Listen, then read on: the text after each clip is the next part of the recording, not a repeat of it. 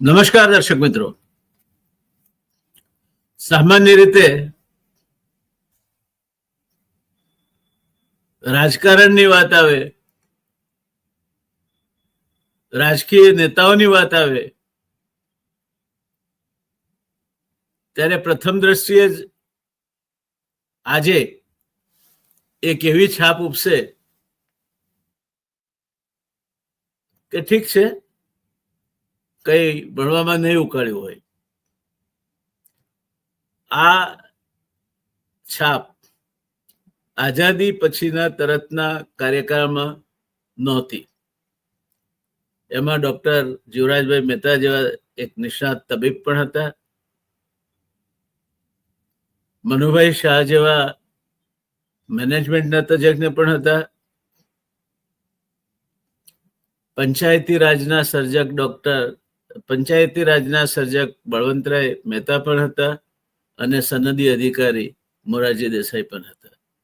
આજે આપણે વાત કરવી છે ગુજરાતના પ્રથમ મુખ્યમંત્રી ડોક્ટર જીવરાજભાઈના જીવનમાંથી. ડોક્ટર જીવરાજભાઈના જીવનમાંથી કેટલાક પ્રસંગોનું આજે નિરાકરણ કરવા માંગુ છું. ઈસવીસન 1889 29મી ઓગસ્ટે શ્રીમતી જમકુબેન અને શ્રી નારાયણદાસ મહેતાના ઘરે જન્મેલા જીવરાજનું વિશાળ ભાલ જોઈને જ્યોતિષીએ કહ્યું હતું કે આ બાળક જરૂર એક મહાન પ્રતાપી રાજા અને કુળદીપક બનશે.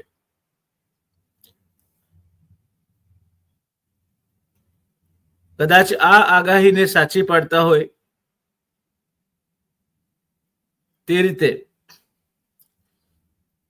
મુંબઈ યુનિવર્સિટી દ્વારા લેવાતી મેટ્રિકની ધોરણ 11ની પરીક્ષા જીવરાજભાઈએ ખૂબ ઊંચી ટકાવારી સાથે પાસ કરી. ઉચ્ચ શિક્ષણ માટે માટુંગામાં વનરાવનદાસ માધવદાસ VM કપોળ બોર્ડિંગમાં પ્રવેશ અને શિષ્યવૃત્તિ મળ્યા અને ઈસવીસન 1907માં ગ્રાન્ટ મેડિકલ કોલેજમાંથી જીવરાજભાઈ ડોક્ટર બન્યા. જીવનમાં અનેકવિધ સફળતા હાંસલ કરી ત્યારે પણ તેમની ઓળખ ડોક્ટર સાહેબ તરીકેની જ હતી. મહાત્મા ગાંધી હોય કે વાઇસરોય, શ્રી ફતેહસિંહ રાય ગાયકવાડ હોય કે માધવસિંહ સોલંકી, ડોક્ટર સાહેબનું વાલભર્યું સંબોધન જીવરાજભાઈની પહેચાન બની રહ્યું. ડોક્ટરની પરીક્ષામાં કુલ 8 વિષયો હતા. ડોક્ટર જીવરાજને 7 વિષયોમાં શ્રેષ્ઠ ગુણાંક માટે અનેક ઇનામો મળ્યા.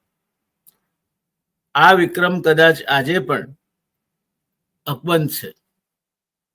ગુજરાતી કહેવત મન હોય તો માળવે જવાય સાર્થક કરતા હોય તેમ મંગળદાસ નથુભાઈ અને જમશેદજી તાતાની શિષ્યવૃત્તિ સાથે ડોક્ટર જીવરાજે 7 વર્ષ લંડનમાં રહીને MD અને MRCP ની ડિગ્રીઓ સર્વોચ્ચ ગુણો મેળવીને હાંસલ કરી. MD MRCP એ જમાનામાં આપણે 1910ના દાયકાની વાત કરી રહ્યા છીએ. ત્યારે ડોક્ટર જીવરાજે 7 વર્ષ લંડનમાં રહી MD અને MRCP ની ડિગ્રીઓ સર્વોચ્ચ ગુણો મેળવીને હાંસલ કરી. ડોક્ટર જીવરાજે જોયું કે હોસ્પિટલમાં નિમણૂકો અને કામગીરીમાં રંગભેદની નીતિ છે. ત્યારે તેમણે જાપાની, સિલોન, બર્મીઝ વિદ્યાર્થીઓ સાથે મળીને એશિયન સ્ટુડન્ટ્સ ફોરમ સ્થાપ્યું અને રંગભેદ સામે બળવાન પ્રતિકાર શરૂ કર્યો. દરમિયાન આ અરસામાં જ તેમનો પરિચય શ્રી ગોપાલકૃષ્ણ ગોખલે અને ગાંધીજી સાથે થયો. શ્રી ગોખલેજીની પ્રેરણાથી ઇન્ડિયન એસોસિએશનની સ્થાપના થઈ. ડોક્ટર જીવરાજ મહેતાએ આ સંસ્થાના અધ્યક્ષ તરીકે સતત 2 વર્ષ સેવા આપી. મહાત્મા ગાંધીની જેમ જ ડોક્ટર જીવરાજ પણ ઈસવીસન 1915માં ભારત પરત આવ્યા.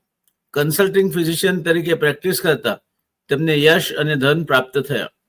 જો કે સાદગી, સેવા અને સમર્પણનો ભાવ સદાય રહ્યો. જેમના સહયોગથી ઇંગ્લેન્ડમાં પોતે ભણી શક્યા તેવા શ્રી રતન ટાટા સિનિયર ગંભીર બીમારીમાં સપડાયા અને ડોક્ટર જીવરાજને તેમણે સારવાર દરમિયાન લંડનમાં પોતાની સાથે રહેવા વિનંતી કરી. ઋણ સ્વીકાર સાથે ડોક્ટર જીવરાજે દીખતી કમાણી છોડીને 1916માં જ ફરી વિલાયત જવા પ્રયાણ કર્યું. તાતાની સ્કોલરશીપ પર ગયા હતા અને સિનિયર રતન તાતા ગંભીર બીમાર પડ્યા ત્યારે ત્યાં બ્રિટિશ ડોક્ટર ગમે તે મળી શક્યો. તાતાની પાસે પૈસાની કોઈ તંગી નહોતી, પણ એમણે ઈચ્છા વ્યક્ત કરી કે ડોક્ટર જીવરાજ મહેતાએ એમની સાથે રહેવું. એક બાજુ દીખતી કમાણી હતી, ફિઝિશિયન તરીકેની એમની ધમધોકાર પ્રેક્ટિસ હતી. આ બધું છોડીને રતન તાતા સિનિયર ની ઈચ્છાને માન આપી જીવરાજભાઈ વિલાયત ગયા અને લંડનમાં એમની સાથે જોડાયા. એ દરમિયાનમાં જે એક અત્યંત રોચક કહી શકાય, રોમાંચક કહી શકાય એવો અદ્ભુત સાહસિકતાનો દાખલો બેસાડતો પ્રસંગ જીવરાજભાઈના જીવનમાં બન્યો, જેની વાત આપણે હવે પછી કરીશું.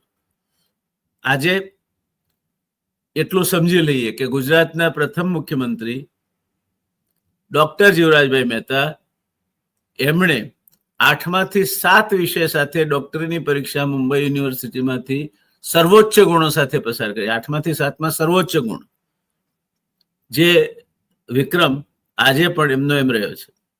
ત્યાર પછી 7 વર્ષ લંડનમાં ભણ્યા. એમણે ત્યાંથી એમડી અને MRCPSની ડિગ્રી મેળવી ભારત આવ્યા અને ધૂમ દીખતી પ્રેક્ટિસ એમની રાહ જોતી હતી. પણ જેમણે એમને સ્કોલરશીપ આપી હતી, એમને તાતા ટ્રસ્ટમાંથી સ્કોલરશીપ મળી હતી લંડન ભણવા જવા માટેની, એ રતન તાતા સિનિયર, હમણાં ગુજરી ગયા તે નહીં, એ રતન તાતાએ એવી ઈચ્છા વ્યક્ત કરી કે ડોક્ટર જીવરાજને તેમણે સારવાર દરમિયાન લંડનમાં પોતાની સાથે રહેવા વિનંતી કરી અને પોતે જેની સ્કોલરશીપ સાથે લંડન ભણવા ગયા હતા, જમશેદજી ટાટાની શિષ્યવૃત્તિ મળી હતી એમને, અને એની સાથે સાથે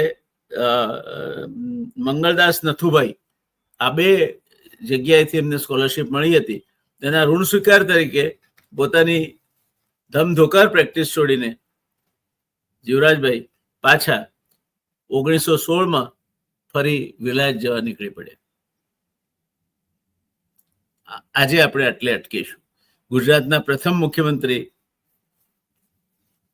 કેટલું ભણેલા હતા અને ક્યાં ભણેલા હતા અને કેવા તેજસ્વી વિદ્યાર્થી હતા, એ ખ્યાલ આવે અને અત્યારના મંત્રીઓ સાથે જાડે સરખામણી થઈ જાય તો માફ કરજો, પણ આ વિદ્વતા એ જ્યાં સરસ્વતી છે ત્યાં પછી લક્ષ્મી ક્યારેક હોઈ શકે. જીવરાજભાઈના કિસ્સામાં સરસ્વતી અને લક્ષ્મી બંને પ્રાપ્ત હતા, પણ પછી કોઈ કોમના નામે, ધર્મના નામે, પાર્ટીના નામે ચૂંટાઈને આવનારા ક્યાં આજના કદ વગરના નેતાઓ અને ક્યાં આઝાદી પછી તરત ઊંચા ગજાના જીવરાજભાઈ જેવા નેતાઓ, એ સરખામણી તમને સાહજિક રીતે થઈ શકે તે માટે મેં આ પ્રસંગ ખાસ પસંદ કર્યો છે કે ગુજરાતના પ્રથમ મુખ્યમંત્રી કેવા બ્રિલિયન્ટ સ્કોલર હતા તેનું તમને ખ્યાલ આવે.